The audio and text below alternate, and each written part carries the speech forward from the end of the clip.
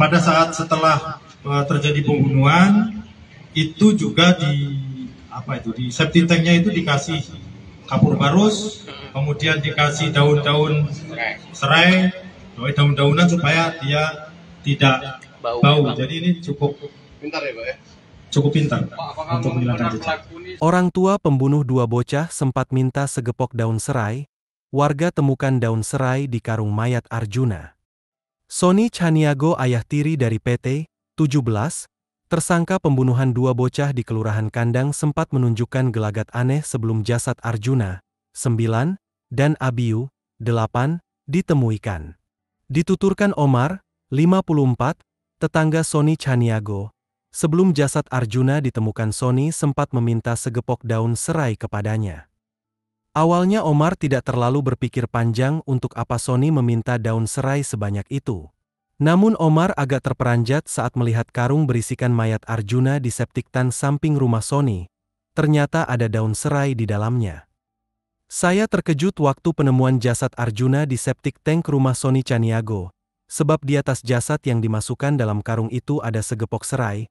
Dan saya ingat bahwa sebelum penemuan mayat memang Sony Chaniago meminta serai pada saya, ungkap Omar.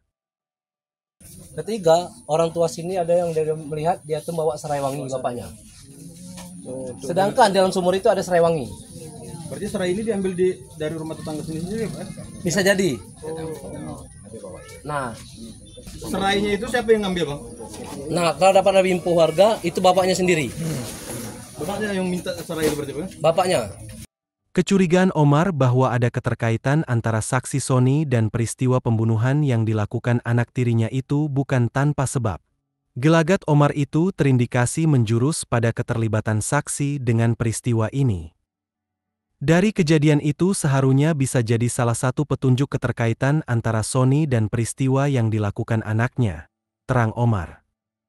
Sementara itu Rudi, salah satu warga RT 05 dari tim pencarian Abiu dan Arjuna, juga ungkap kejanggalan dari ibu tersangka yakni Victoria Tanjung. Sebelum ditemukannya jasad Arjuna di septic tank rumahnya, saksi Victoria menyatakan dirinya bisa menerawang keberadaan Arjuna dan Abiu. Namun harus memenuhi beberapa syarat dari Victoria.